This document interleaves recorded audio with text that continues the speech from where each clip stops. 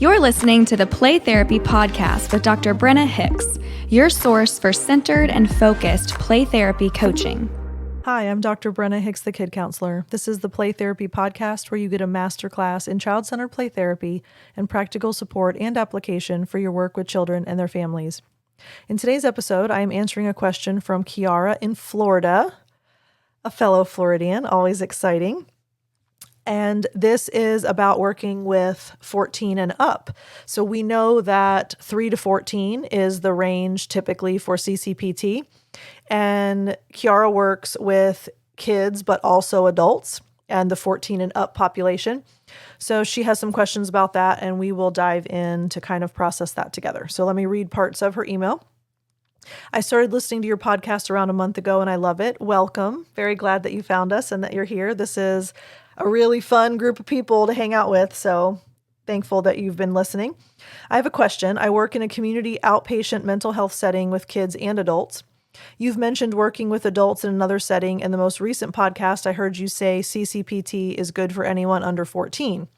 I do work with individuals that are older than 14 and was wondering what your theoretical orientation is for working with this older age range. Do you switch to a wholly person-centered approach, or is there something else you've found to be most closely aligned with the CCPT way of being, but working with older teens and adults? All right, so thank you for this. I think this is actually a really fun topic to dive into. In order to be fully theoretically aligned, we talk about being adherent to CCPT all the time, but we need to track backwards here. So CCPT, child-centered, came from person-centered. So in order for us to remain adherent to our theoretical orientation, not the model at this point, the theoretical orientation, we have to go back to Rogerian.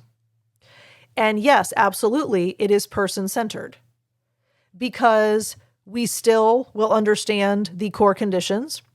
We still will understand the self-actualization process. And the skills that we use in CCPT are appropriate for any age of client. We're still going to reflect feelings. We're still going to reflect content. We're still going to provide choices. We're still going to encourage. And it's all about the relationship. None of that changes regardless of how old our client is. I would argue none of that changes no matter what interaction we happen to be having at any given moment. I was joking on the live event call that I am CCPT through and through. It's a way of being, right? So I don't put on my therapy hat and then, quote, do therapy. I am congruent and consistent with this approach to life.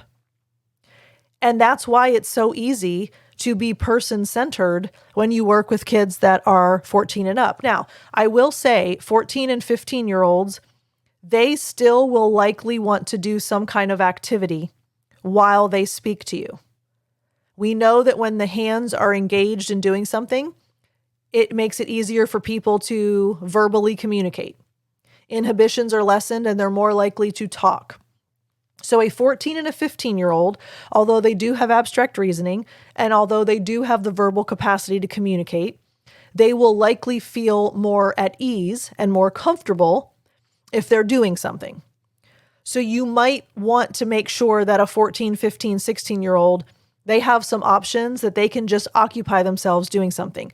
They can doodle, they can squeeze a stress ball, they can play with slime or putty or something. They can have something to do that distracts their brain a little bit from just sitting and talking. But as far as what we do and how we interact and respond, we don't change anything. We're still going to use the reflective responses. We're still going to fall back on the 4 pillars. Many of the rules of thumb and tenets and principles still apply. When a person is drowning, it's not the time to teach them to swim. Just noticing a person is a powerful builder of self-esteem. Focus on the donut, not the hole. The tenets and principles apply regardless of the age of the person, which is why CCPT has been proven effective with all age ranges. They have proven that child-centered play therapy works with geriatric populations, works with all middle age ranges, and obviously children. Why? Because it's a way of being. And it honors the relationship. It honors the person. There's unconditional love and acceptance.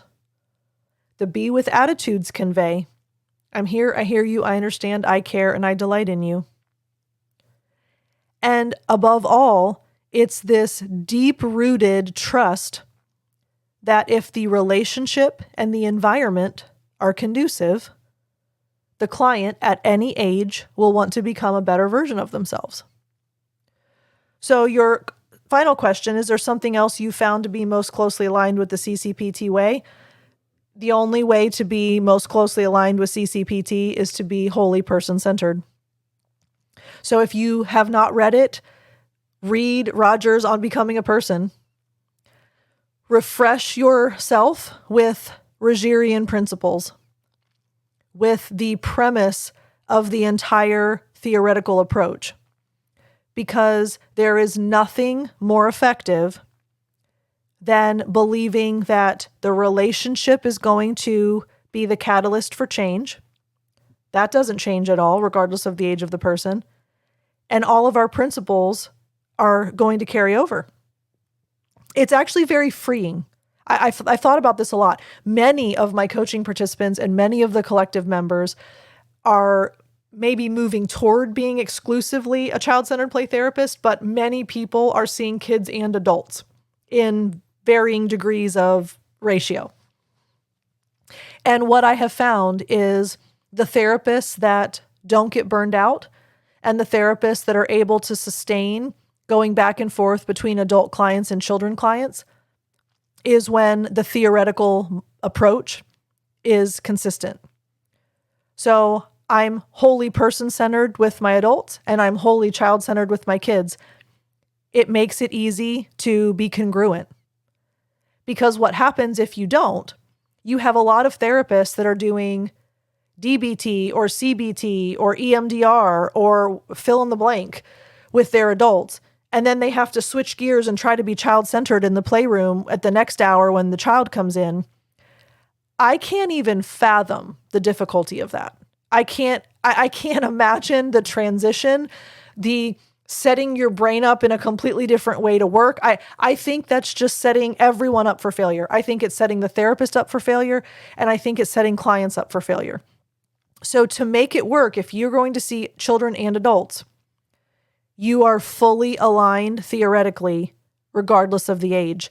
And then that is how you sustain that. That's how you don't get burned out and frustrated because your brain can't handle the massive shifts in approach.